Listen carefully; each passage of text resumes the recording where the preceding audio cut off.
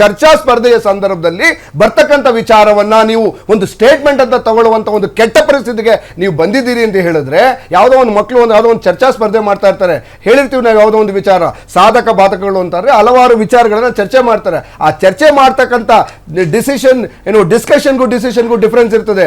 BJP ಅವರು discussion ಅನ್ನೇ decision ಅಂತ ಅವ್ರು ಯಾವಾಗ ಚರ್ಚೆ ಮಾಡ್ತಾರೆ, ಆ ತರ ಡಿಸ್ಕಷನ್ ಇರೋರ್ ತಲೆಯಲ್ಲಿ ಅದೇ ಇರುತ್ತೆ. ಅಲ್ಲ, ನೀವು ತಲೆಲೇ ನೋಡಿ, ಒಂದು ನಿಮಿಷ ಭಾಷೆಯನ್ನ ಅವ್ರು ಹೇಳಿದ್ದೇನು, ಸಲಹೆಗಳನ್ನ ಕೊಟ್ಟರು. ಯಾವುದೇ ಒಂದು ಭಾಷೆ ಬೆಳಿಬೇಕು ಅಂತ ಹೇಳಿದ್ರೆ, ಕನ್ನಡ ಬೆಳಿಬೇಕು ಅಂತ ಹೇಳಿದ್ರೆ, ಕನ್ನಡದಲ್ಲಿ ಎಲ್ಲರನ್ನು ಒತ್ಕೊಂಡು ಹೋಗುವಂತ ಒಂದು ಕೆಲಸ ಮಾಡಿ. ಧರ್ಮ ಯಾವುದು ಇರಬಾರ್ದು ಅಲ್ಲಿ, ಧರ್ಮ ಅಲ್ಲ, ಅವ್ರ ಧರ್ಮದ ವಿಚಾರ ತರಲೇ ಇಲ್ಲ ಅಲ್ಲಿ. ಅವ್ರು ಹೇಳಿದ್ದು ಎಲ್ಲರೂ, ಒಂದ್ ನಿಮಿಷ ನಾನು ಕೇಳಿಸ್ಕೊಂಡೆ, ನಾವು ನಮ್ಮನ್ನು ಎಲ್ಲರನ್ನು ಒಟ್ಟಿಗೆ ತೆಗೆದುಕೊಂಡು ಹೋಗಿ ಅಂತ ಹೇಳಿದ್ರು. ಗೊತ್ತು ನನಗೆ, ನಾನು ಕೇಳಿದ್ದೇನೆ.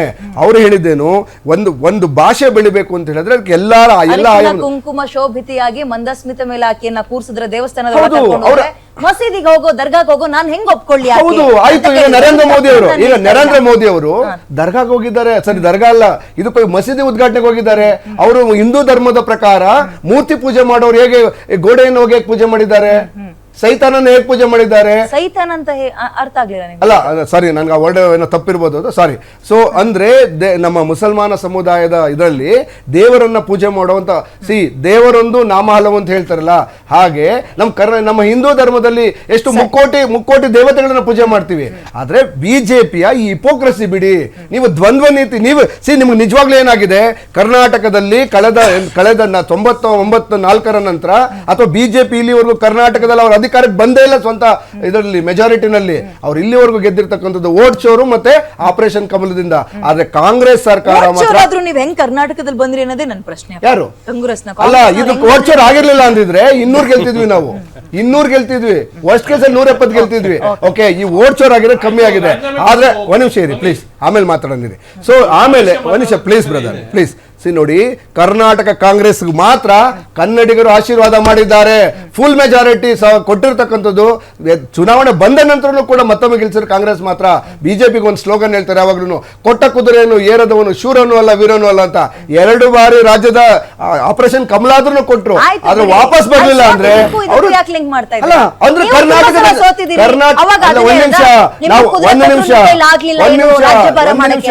ನಾವು ಸೋತಿರೋ ಕಾರಣ ಬೇರೆ. ಆಗ 2018 ನಾವು ಸೋತಿದ್ದು 2 ಮತಚೋರಿ ಆಗಿರಲ್ಲ. ನಾನು ಮತಚೋರಿ ಬಗ್ಗೆ ಮಾತಾಡ್ತಾ ಇಲ್ಲ. ನಾವು 2018 ಸೋತಿದ್ದು 2 ಕಾರಣದಿಂದ, ಅಭಿವೃದ್ಧಿಯಿಂದ ಅಲ್ಲ. ಅಭಿವೃದ್ಧಿ ಯಾವಾಗ್ಲೂ ಮಾಡಿದ್ವಿ.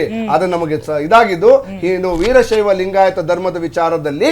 ಮತ್ತೆ ಇವತ್ತೇನು ಕೂಡ ಜಾತಿ ಧರ್ಮ ಹೊಡೆಯಕ್ ಹೋದ್ರಿ, ಜಾತಿ ಧರ್ಮ ಅಲ್ಲ, ಸ್ವಾಮೀಜಿಗಳು ಬಂದು ಅಲ್ಲ, ಸಾವಿರ ಕೇಳದಲ್ಲ, ಒಂದು ನೋಡಿ, ಒಂದು ಸಮುದಾಯ ಬಂದು ನನಗ್ ಬೇಕಾಗಿರ್ತಕ್ಕಂಥ ಹಕ್ಕನ್ನ ಕೊಡಿ ಅಂದಾಗ ಸರ್ಕಾರವಾಗಿ ಅದನ್ನ ಕೊಡೋ ಇದು. ಇವಾಗ ರಿಸರ್ವೇಶನ್ ಇಂಟರ್ನಲ್ ರಿಸರ್ವೇಶನ್ ತಂದಿದ್ದೀವಿ, ಅದು ನಮ್ಮ ಕಾಂಗ್ರೆಸ್ ಸಾಧನೆ. ಅದನ್ನ ಅವರು ಗಲಾಟೆ ಮಾಡಿ ಅದನ್ನ ಏನು ಜನತೆಗೆ ಬೆಂಕಿ ಹಚ್ಚಿ ಪ್ರಯತ್ನ ಮಾಡಿ ಚುನಾವಣೆ ದುಡ್ಡು ಹೊಡಿತೀರಿ, ಏನ್ ಪ್ರಯೋಜನ ಸರ್? ಏನ್ ಚುನಾವಣೆ? ಸೊ ಓವರ್ ಆಲ್ ಆಗಿ ಹೇಳ್ತೀನಿ ಕೇಳಿ, ಚರ್ಚೆ ಮಾಡೋಣ. ಕಾಂಗ್ರೆಸ್ ಸರ್ಕಾರ ಬಿಜೆಪಿಯ ಪ್ರಯತ್ನ ಏನಿದೆ ಇದು ಫಲಿಸುವುದಿಲ್ಲ. ಓಕೆ, ಆಯ್ತು. ಜೆಡಿಎಸ್ ವಕ್ತಾರ್ ಕಡೆಯಿಂದ ಮೊದಲನೇ ಕಾಮೆಂಟ್ ನ ರಿಸೀವ್ ಮಾಡ್ಕೊಳಕ್ಕೆ ಇಷ್ಟಪಡ್ತೀನಿ ನಾನು. ಪ್ರತಿ ವರ್ಷ ಏನು ಈ ನಾಡಿನಲ್ಲಿ ನಡೀತಾ ಇರ್ತಕ್ಕಂಥ ದಸರಾ ಹಬ್ಬ ಏನಿದೆ, ಅದು ಯಾವುದೇ ಸರ್ಕಾರದ ಹಬ್ಬ ಅಲ್ಲ, ಅದು ಈ ನಾಡಿನ ಜನರ ಹಬ್ಬ. ಇದನ್ನ ಮನಗಂಡಂತ ಎಲ್ಲ ಸರ್ಕಾರಗಳು ಏನನ್ನ ಮಾಡಬೇಕು ಅಂತ ಹೇಳಿದ್ರೆ, ಯಾವುದೋ ಧರ್ಮವನ್ನು ಮೆಚ್ಚಿಸುವುದಕ್ಕೋಸ್ಕರ, ವೋಟ್ ಬ್ಯಾಂಕ್ ಅನ್ನ ಮಾಡುವುದಕ್ಕೋಸ್ಕರ ಒಂದು ಕಮ್ಯುನಿಟಿ ಇದುವರೆಗೂ ಮಾಡ್ಕೊಂಡು ಬರ್ತಾ ಇರ್ತಕ್ಕಂಥ ಹಬ್ಬವನ್ನ ಒಂದು ಸರ್ಕಾರದ ಹಬ್ಬವಾಗಿ ಮಾಡಿಕೊಂಡು ಜನರ ಭಾವನೆಗಳಿಗೆ ಧಕ್ಕೆಯನ್ನು ತಂದು ಸಹೋದರರಾಗಿ ಬಾಳ್ತಾ ಇರ್ತಕ್ಕಂಥ ಈ ನಾಡಿನ ಜನರನ್ನ ಒಂದು ಎತ್ತು ಕಟ್ಟಿ ತಾವು ಬೇಳೆ ಬೇಯಿಸ್ಕೊಳ್ಳೋದಿದೆಯಲ್ಲ ವಿದ್ಯಾಜಿ, ಇದು ಖಂಡಿತ ಅಪರಾಧ ಒಂದು ಕಡೆ. The second one is, Banu ಮುಸ್ತಾಕ್ಜಿ ಅವರನ್ನ ಈ ಹಬ್ಬಕ್ಕೆ ಕರೀತಾ ಇರೋದು ಅತ್ಯಂತ ಸಂತೋಷ ಅಂತ ನಾವು ಒಪ್ಕೊಳ್ಳೇಬೇಕು ಅಂತ ಹೇಳಿದ್ರೆ ಚಾಮುಂಡಿಯ ಏನು ಗರ್ಭಗುಡಿಯಿಂದ ಹಿಡಿದು ದಸರಾ ಮುಗಿಯುವವರೆಗೆ 1% ಮುಸಲ್ಮಾನ ಸಮುದಾಯದ ಯಾವುದೇ ಆಚರಣೆಗಳು ಅಲ್ಲಿ ನಡೆಯೋದಿಲ್ಲ. ಅಲ್ಲಿ ನಡೆಯೋದು ಕೇವಲ ಹಿಂದೂಗಳ ಆಚರಣೆಗೆ ಸಂಬಂಧಪಟ್ಟಂತ ಪೂಜೆ ಪುನಸ್ಕಾರಗಳು ನಡೀತವೆ. Second one. The third one is, Muslim ಸಹೋದರರ ಹಬ್ಬಗಳಲ್ಲಿ ನಾನು ಭಾಗವಹಿಸಿದ್ದೇನೆ. ಅಲ್ಲಿ ನಡೆಯುವಂತ ಸಮುದಾಯದ ಹಬ್ಬಕ್ಕೆ ಸಂಬಂಧಪಟ್ಟಂತೆ ನಾವು ಅಲ್ಲಿ ಹೋದ್ರೆ ಅವರ ಸಮುದಾಯಕ್ಕೆ ಧಕ್ಕೆ ಆಗ್ಬಾರ್ದು ಅಂತೇಳಿ ಅವ್ರು ಹಾಕುವಂತ ಟೋಪಿಯನ್ನ ನಾವು ಹಾಕಿಸ್ಕೊಂಡಿದ್ದೀವಿ. ಸಿದ್ದರಾಮಯ್ಯನವ್ರ ಮೊನ್ನೆ ಜಮೀರ್ ಅಹಮದ್ ಖಾನ್ ಅವರು ಕರೆದಂತ ಕಾರ್ಯಕ್ರಮದಲ್ಲಿ ಟೋಪಿಯನ್ನ ಹಾಕ್ಸ್ಕೊಂಡಿದ್ದಾರೆ. ಇದು ಒಂದು ಇಟ್ಕೊಳ್ಳೋಣ. ನಾವಿಲ್ಲಿ ಏನ್ ಹೇಳ್ತಾ ಇರೋದು ಅಂತ ಹೇಳಿದ್ರೆ, ಬಾನು ಮುಸ್ತಾಕ್ಜಿ ಅವರು ಬರ್ತಾ ಇರೋದು ಹಿಂದೂ ಸಂಪ್ರದಾಯದಿಂದ ಕೂಡಿರುವಂತ ದಸರಾ ಹಬ್ಬಕ್ಕೆ.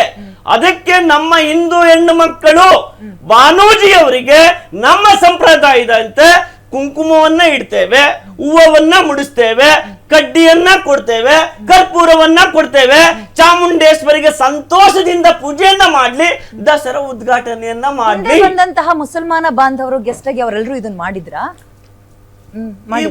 ಎಲ್ಲಿಗೆ? ದಸರಾ ಉದ್ಘಾಟನೆ ಯಾವುದೇ ಹೆಣ್ಮಕ್ಳು ಬಂದಿಲ್ಲ. ಅಲ್ಲಲ್ಲ, ಹೆಣ್ಮಕ್ಳು ಬಂದ್ರೆ ಮಾತ್ರ ಮಾಡ್ಬೇಕಾ? ಯಾಕೆ ಮಾಡಿ? ಚಾಮುಂಡಿ ತಾಯಿ ಗಂಡ್ ಮಕ್ಳಿಗೆ ಒಂದ್ ರೀತಿ ಕಾಣಿಸೋದು, ಹೆಣ್ಮಕ್ಳಿಗೆ ಇನ್ನೊಂದ್ ರೀತಿ. ಹೌದಲ್ವಾ?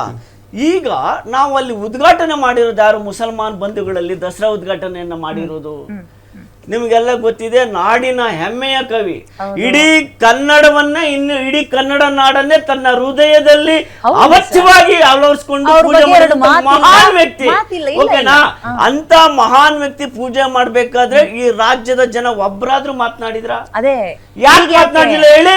ಅವರಲ್ಲಿದ್ದಂತ ಬಾಂಧವ್ಯ ಹಂಗಿತ್ತು. ಇವ್ರ ಬಗ್ಗೆ ಯಾಕೆ ಮಾತಾಡ್ತಾ ಇರೋದು ಅಂದ್ರೆ ಇಲ್ಲಿ ಚರ್ಚೆ. ಇವ್ರ ಬಗ್ಗೆ ಯಾಕೆ ಮಾತನಾಡ್ತಾ ಇದೀವಿ ಅಂತ ಹೇಳಿದ್ರೆ, ಇವರು ಈ ಜೆಡಿಎಸ್ ದ್ವಂದ್ವ ನಿಲುವಿಗೆ ಹೋಗ್ಬಿಟ್ಟಿದ್ದೀರಿ. ನಿಖಿಲ್ ಕುಮಾರಸ್ವಾಮಿ ಅವರು ನಮ್ದು ಯಾವುದೇ ತಕರಾರಿಲ್ಲ ಅಂತಾರೆ, ಕುಮಾರಸ್ವಾಮಿ ಅವರು ಇಲ್ಲ ಅಂತಾರೆ. ಬಟ್ ನಿಮ್ಗೆ ಈಗ ಹೆಂಗಾಗಿದೆ ಅಂದ್ರೆ ಬಿಸಿ ತುಪ್ಪ, ಒಪ್ಕೊಳಂಗೂ ಇಲ್ಲ ಬಿಡಂಗೂ ಇಲ್ಲ ಅಂತ ಪರಿಸ್ಥಿತಿ. ನಾನ್ ತಕರಾರಿಲ್ಲ ಅಂತ ನಾನು ಹೇಳಿಲ್ಲ. ಅಲ್ಲ, ಒಂದ್ ಮಾತು ಹೇಳ, ಬಾನು ಮುಸ್ತಾಕ್ಜಿ ಅವರನ್ನ ಆಹ್ವಾನ ಮಾಡಿದ್ದೇವೆ, ಮಾಡ್ಲಿ. ಆದ್ರೆ ಮಾಡುವಂತ ಸಂದರ್ಭದಲ್ಲಿ ಬಾನು ಮುಸ್ತಾಕ್ ರವರ ಈ ಚರ್ಚೆಗೆ ಆಹ್ವಾನವನ್ನ ಮಾಡಿರೋದು. ಯಾವಾಗ ಹಾವೇರಿ ಜಿಲ್ಲೆಯಲ್ಲಿ ನಡೆದಂತ ಸಾಹಿತ್ಯ ಸಮ್ಮೇಳನದಲ್ಲಿ ಅವ್ರು ಆಡಿದಂತ ಮಾತುಗಳು ಹೇಗಿದ್ದು ಅಂತ ಹೇಳಿದ್ರೆ, ಕನ್ನಡ ನಾಡು ಯಾರ ಹೇಳಿದ್ರು ಅವ್ರಿಗೆ, ನಾವು ಕನ್ನಡಾಂಬೆಯನ್ನಾಗಿ ಮಾಡಿದೀವಿ ಕರ್ನಾಟಕವನ್ನ, ನೀವು ಕನ್ನಡ ಅರ್ಶಿನ ಕುಂಕುಮ ಇಟ್ಕೊಳ್ತಾರ ಮಾಡ್ಬಿಟ್ಟಿದೀವಿ ಅಂತ ನಾವೇನಾರ ಬರ್ದಿದೀವ? ರಾಜಕಾರಣದಲ್ಲಿ ನೀವು ಇವತ್ತು ಹೇಳಿದ್ ನಾಳೆ ನೆನ್ಪಿಟ್ಕೊಳ್ಳಲ್ಲ, ನಾಳೆ ಮಾಡಲ್ಲ. ಅಂತದ್ರಲ್ಲಿ ಓಬಿರಾಯನ್ ಕಾಲದ ಆಮೇಲೆ ಅವ್ರು ಕೊಟ್ಟಿದ್ದಾರೆ, ಕ್ಲಾರಿಟಿ ಕೊಟ್ಟಿದ್ದಾರೆ, ಸ್ಟೇಟ್ಮೆಂಟ್ ಏನಾಗಿತ್ತು, ನಾನು ಯಾಕೆ ಹೇಳ್ದೆ, ಅಂಡ್ ಇದನ್ನ ನಾನು ಈಗ ಹೆಂಗ್ ಒಪ್ಕೊಂತೀನಿ, ತಿದ್ಕೊಳ್ತೀನಿ ಅಂತ. ಈಗ್ಲೂ ಅದ್ರಲ್ಲಿ ಮೊಸರಲ್ಲಿ ಕಲ್ಲು ಹುಡ್ಕೋ ಪ್ರಯತ್ನ ಆಗ್ಬೇಕು.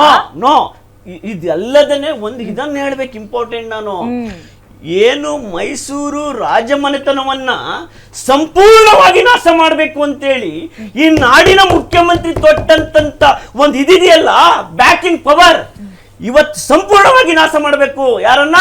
ಮೈಸೂರು ಮಹಾರಾಜರ ವಂಶಸ್ಥವನ್ನ ಅಂತೇಳಿ ಅವರು ಕೊಟ್ಟಂತ ಕಿರುಕುಳಗಳು ಒಂದಲ್ಲ ಎರಡಲ್ಲ.